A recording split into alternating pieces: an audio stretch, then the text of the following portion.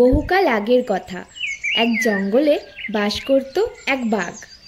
বাঘ জঙ্গলের একটা পুকুরে মাছ চাষ করে তার জীবনযাপন করত।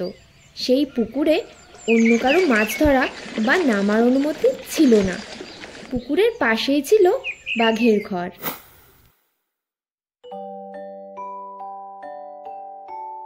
ঘরে তো রান্নার জিনিস সব শেষ হয়ে গেছে, আজকে কি রান্না করব?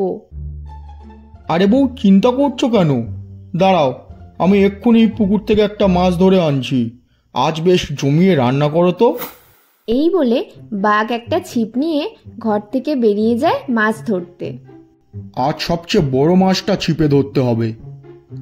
আয় আয় বড় মাছ, আমার ছিপের চার খেয়ে যা।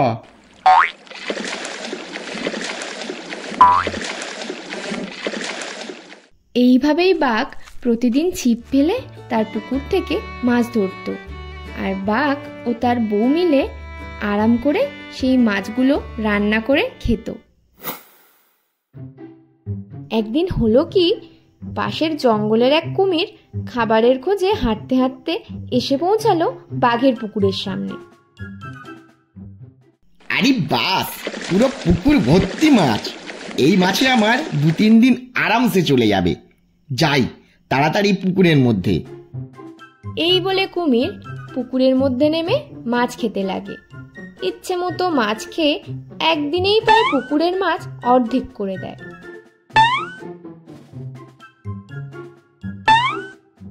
অনেকদিন পর খাওয়াটা বেশ দারুণ হলো।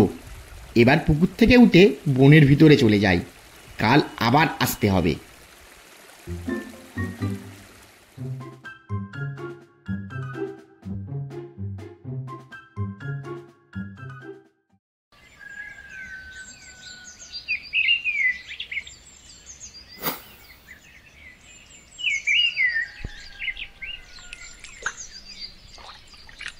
কি ব্যাপার, আজ পুকুরে মাছেরা বেশি খেলা করছে না কেন? মনে হয় ব্যাটাগুলোর এখনো ঘুম ভাঙেনি। দাঁড়া, এক্ষুনি ছিপ ফেলে ব্যাটাদের ঘুম ভাঙাই। এই বলে বাঘ পুকুরে ছিপ ফেলে, কিন্তু বেশ কিছুক্ষণ কেটে যাওয়ার পরেও তার ছিপে কোনো মাছ ওঠে না। না, আজ আর মনে হয় কোনো মাছ উঠবে না। আজ নিরামিষ ভাতই খেতে হবে। যাই, ঘরে গিয়ে বউকে বলি একটু সিদ্ধ ভাত রান্না করতে। এরপর বাঘ কিচ্ছু না পেয়ে খালি হাতে ঘরের মধ্যে চলে যায়।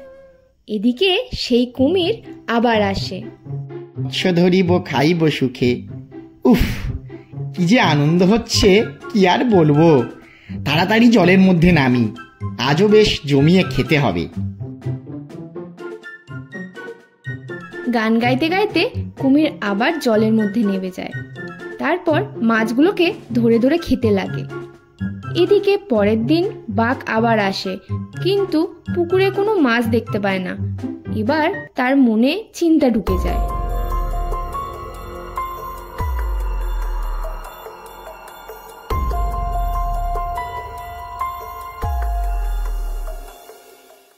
কি ব্যাপার বলো তো বউ, কদিন থেকেই দেখছি পুকুরের মাছগুলো একদম কমে গেছে। ছিপেও আর একটাও মাছ ওঠে না। আমার কি মনে হয় জানো তো, মনে হয় পুকুর থেকে কেউ মাছ চুরি করছে। তুমি কাল সকাল সকাল উঠে একবার আড়ালে বসে পাহারা দিও। কি বলছো কি? মাছ চুরি, তাও আমার পুকুর থেকে? এই বনে কারোর এত বড় বুকের পাটা নেই যে আমার পুকুর থেকে মাছ চুরি করে। তাও তুমি যখন বলছো, আমি কাল একবার দেখব।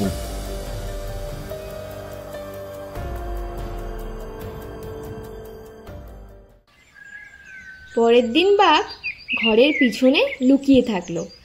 এদিকে কিছুক্ষণ পরেই বাঘ দেখতে পেল একটা কুমির বনের দিক থেকে এসে তার পুকুরে নেমে গেল।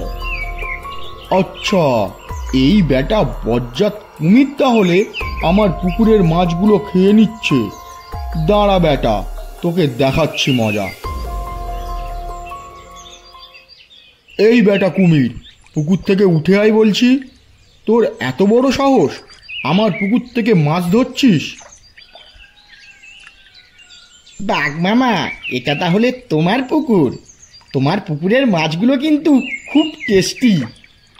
এই পাজি কুমির, আমার পুকুরের মাছ খেয়ে আবার আমাকেই বলা হচ্ছে? তুই একবার উপরে আয়, আজই তোর শেষ দিন। হ্যাঁ, বেটা বাঘ, তুই আমার কিছুই করতে পারবি না। ডাঙাতে তোর যতই শক্তি থাকুক, জেনে রাখ জলের রাজা আমি।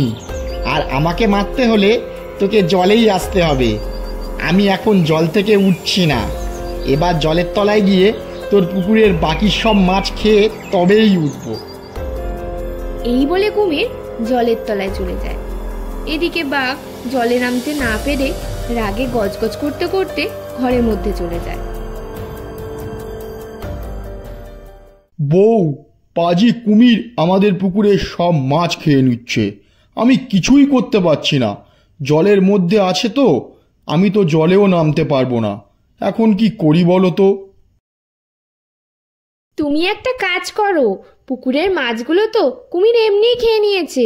এবার তুমি ওই পুকুরের জলে বিষ ঢেলে দাও, তাহলে বেটা ওই কুমির সুরসুর করে জল থেকে বেরিয়ে পড়বে। বাহ বউ, তোমার কি বুদ্ধি! আমি এক্ষুনি যাচ্ছি বিষ আনতে। ওই কুমির হয় জলেই মরবে, না হলে ডাঙাতে এলে আমার হাতে মরবে। এইবারেই এক শিশি বিষ জলের মধ্যে ঢেলে দিই। বেটা কুমিরের খুব বার বেড়েছে আমার পুকুরে চুরি করা। এবার মজা বোঝ। এই বলে বাঘ পুকুরের মধ্যে বিষের শিশিটা ঢেলে দেয়। কিছুক্ষণের মধ্যেই বদমাশ কুমির জলের উপরে ভেসে ওঠে আর বাঁচাও বাঁচাও বলে চিৎকার করতে করতে মারা যায়।